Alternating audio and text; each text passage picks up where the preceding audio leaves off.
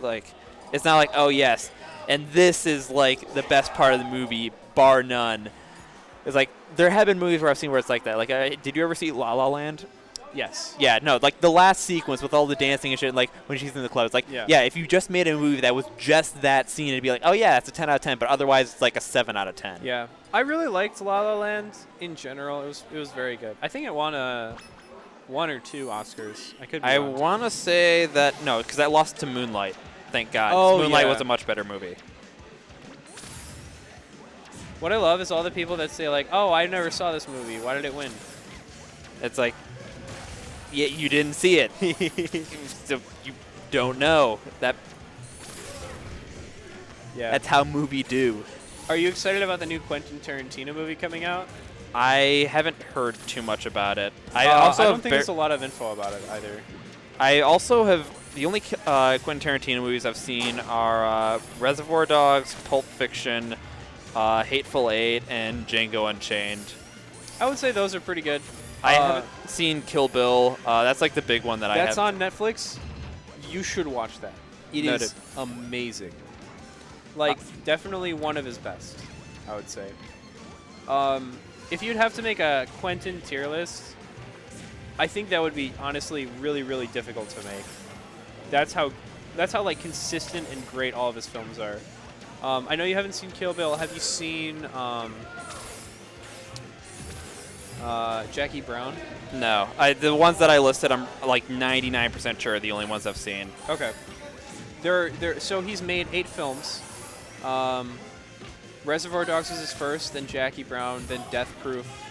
Death Proof is a really like messed up movie. It's really good though. Oh, Inglourious Basterds. Have you seen that movie? I've seen parts of it. I haven't seen all of it. That movie's amazing.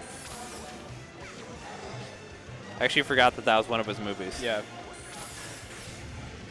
So he's made 8 films. The 3 that I listed, Inglourious Basterds, Django Pulp Unchained. Fiction, Django, Hateful Eight. Hateful Eight. There's one more. Did you say Kill Bill? No, so Kill Bill both volumes. And then the most recent one is called Once Upon a Time in Hollywood. I think there's only a teaser available so far, but it looks good, and it's a Quentin Tarantino movie, so it's going to be amazing. I really love Quentin's direction and his like movie style. I just like it a lot. What other movies are you excited for this year? Probably Detective Pikachu. Yeah. Which, I mean, like, my first like impression upon learning this was a movie was this sounds horrible, and then the more I learned about it, the more I'm like really looking forward to it. Yeah. It's kind of a sick premise. Yeah. I also like that it's not just like gym battles, because like you'd think that for like a Pokemon movie there'd be like a lot of like focus on the whole gym battle concept, but yeah, I'm glad that it's like exploring other parts of the universe and doing like world building in it. Yeah. Because like I'd say that's like the most untapped part of the Pokemon universe in a lot of ways. Because like we only ever see the universe through like the eyes of like a 12-year-old.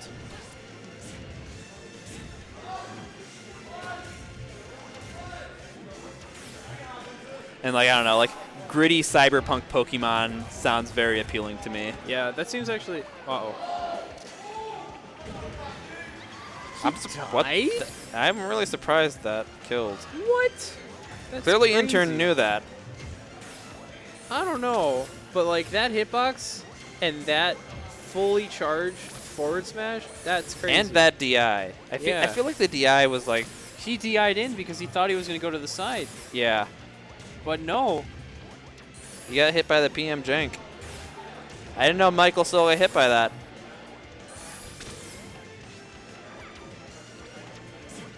Is that hitbox still in P+? What is? I remember that there were some Sonic F Smash changes. One of them that I remember thinking was like really dumb is like, a proposed change was like having his F Smash send at Sakurai angle. Yeah, that's the appropriate face to make upon learning this information. No. That's let's not say we did not. I hope that I'm remembering that incorrectly. Oh, okay. I feel like Wild wouldn't allow that.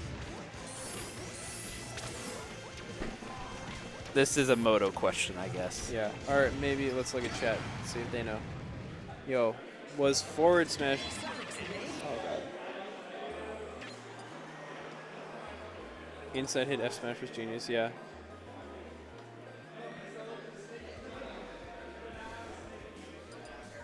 Oh, that's a good movie, Trevor. I like that movie. Sans the movie. It's a pretty good movie. But yeah, like other shit that's coming out this year that I'm looking forward to. Fuck. I mean, Far From Home.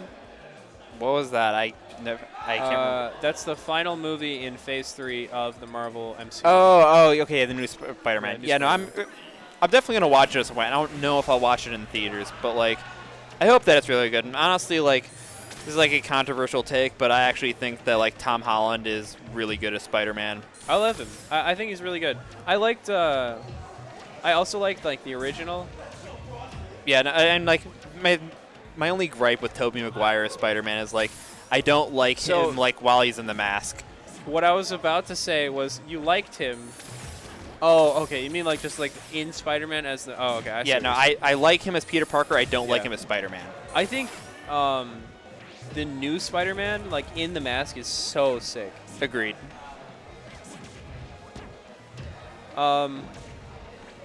What is your take on Spider-Man 3 though? I mean, I think that if you like cut out Sandman and Hobgoblin or like Grey Goblin or whatever, I think you could actually make a pretty good movie out of that. Yeah. But yeah, my take on it is the standard take, honestly. All right, that's fair.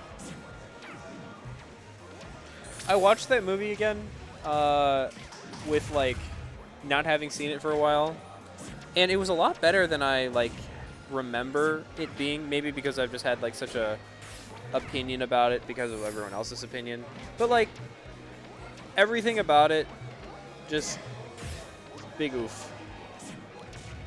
That's all I'll say. I never saw Amazing Spider-Man 2, but I don't think that like Amazing Spider-Man 1 was bad.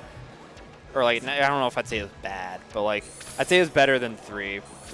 To be honest, like the heart wasn't there the way that it was in like 3, but like there are parts of like again kind of similar to Tom Holland. I think that like Andrew Garfield is better like as a quip Spider-Man than Tobey Maguire was. Yeah. And that's not Tobey's fault as like an actor. That's just the script he was given. But like Spider-Man in like the Raimi movies is like kind of just he isn't Superman from a power standpoint and like the stakes, but he's Superman from a personality standpoint. He is very much a Boy Scout, and that's not who Spider-Man is. I really, really liked what was it called? Homecoming. Yeah, I agree. There were like the parts that they changed about like the setting and like Flash in particular, I think is like the big one where it's like I actually like what they did with Flash. Like I think that's actually a pretty like interesting take on the character because like I don't know, like obviously he's like traditionally a jock and like eventually like there's like weird shit in the comics about him becoming Venom eventually or whatever, but like I don't know, given the setting that they've put Peter in, I think it makes a lot more sense to have him like be who he is and just have him be like a douchebag, like cocky nerd guy. What I really liked about Homecoming was that they took a movie that could have just been about like Spider-Man and doing cool Spider-Man stuff, and they made it into a movie where you get to really see what like the world is like and how people. Oh, okay. How people act in a world with superheroes existing. Yeah, that's true. Like, that's actually one thing I do like about MCU Spider-Man is like he's basically a fanboy of the MCU. Living in the MCU. Yeah. And that also honestly makes complete sense given Peter Parker's character that he would be a fanboy of the Avengers. And like they had already set it up in universe that like there are kind of like in universe fanboys for the superheroes. Hi, Sean. So like yeah, like the fact that like after he meets Tony Stark, he's just like fangasming over this like every single time that he has any interaction with him. It makes sense. It's like it's not really who he was in the comics, but that's also like not the universe that existed in the comics. in general, like, I'm really looking forward to, like, assuming they keep, like, this iteration of the MCU going and don't do, like, weird Elseworlds, alternate universe shit. I'm really looking forward to, like, stuff they do with, like, a college-aged Peter Parker with this Spider-Man. Because I feel like as he matures, like, the storylines will get really, really, really good. Yeah. And they're not even bad right now. It's just that, like Spider-Man as a character has, like, such a large... He has so much potential, too. Like, you could really go anywhere with him. Yeah. Well, not, like, anywhere, but, I like, know, you can tell such a broad array of stories. You can go more places. Yes.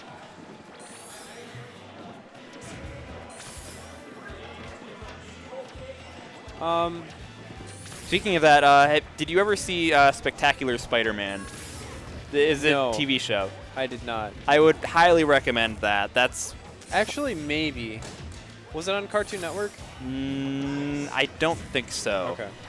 I know it was definitely on CW. I never saw it when it was airing. I just saw it in, like, 2011 or something after I, like, learned what it was and it had already been canceled. It only had... because that's how all these things go. Rip Chowder. Chowder needed more than one season. Actually, so I never saw Chowder when it was airing. For whatever reason, like, 6th grade me thought that Chowder was the stupidest shit ever from the commercials, and so I never watched it. I saw Chowder. I watched that Chowder. I watched Chowder religiously. I loved that show, and when I found out there was no second season, I was so upset. I was so sad. I love it. So you've seen it now, I assume? I have not seen it now. I haven't seen it now. That being said, I'm willing to grant that it's probably the type of thing that I would really enjoy now. All right. I would say that it takes a bit to get into it, but once you kind of understand, like, the flow that's going on, it's real good. What do you think of Amazing World of Gumball, if you've ever watched it? I really like Amazing World of Gumball. I don't like it as much as its, like, sister shows on Cartoon Network, because I learned about Gumball at the same time as I, like, learned about, like, Regular Show and Adventure Time, and I think both of those are better shows than Gumball, but I do like Gumball for what it is. Yeah. We need more Gumball. We need more stuff like Gumball. Yeah, or stuff like Regular Show. Yeah, Regular Show in particular is, like, my only, like, complaint with Regular Show is, like, the formula gets old after a while. Like, the whole formula of, like, there's a mundane everyday problem, and eventually it, like, becomes crazy and alien and weird and awesome and yeah. And it's like, I don't know, you can only be, like, crazy and alien and weird in so many ways before you have, like, you can do it in a lot of different ways, but, like, you also have to have, like, emotion behind it, and not all of the episodes have that. Yeah. And the ones where, like, the emotion hits, like, it's actually, that was a super good bear. Great awareness on Michael's part. But, yeah, like, one of the episodes in particular I'm thinking of is, like, Mordecai getting out of the friend zone with, what's her name? Margaret or whatever. Yeah, Margaret. Yeah, like, that episode, especially since I was, like, seeing it in high school or whatever, and I was, like, a high school kid, like, that definitely was, like, one of those episodes, like, was executed very well, especially for the phase in my life that I was in at the time. I mean, that's who it's written for. Well, yeah. So it's perfect. The episode, so did you know they actually got sued? Or someone tried to sue them? For one of the episodes that they made? Do you remember the episode where they have the arcade cabinet and they get the world record?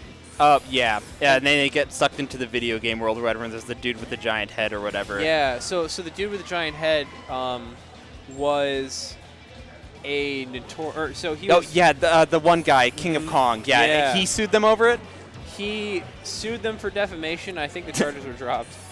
I mean, understandably, it's a fucking cartoon. Yeah. Also, like, even if, like, so it was obviously supposed to be in, but, like, that's fair use. And, like, being that one dude who cheated at Donkey Kong and made some, like, small amount of money off of it in the 90s and early 2000s is not the type of money where you can, like, tell people to fuck off, especially Cartoon Network. Yeah.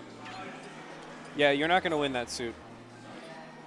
I mean, you're not going to win not it. For that. Not for that. Yeah, not against Cartoon Network. Yeah.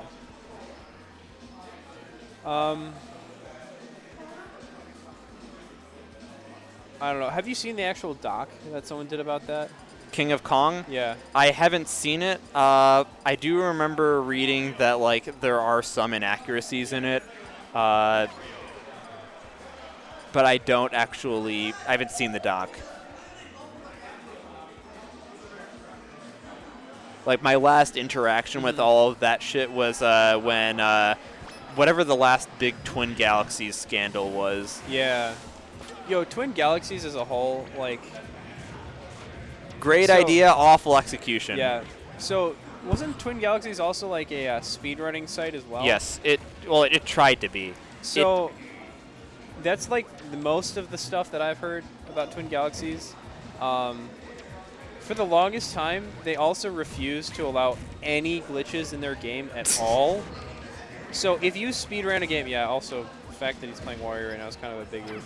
I mean, I get why he's doing it. Yeah. Like, Wario in some respects is better Puff. At least given like the matchup spread that he has in this game. I think if you plopped PM Wario into Melee, he would be worse than Puff.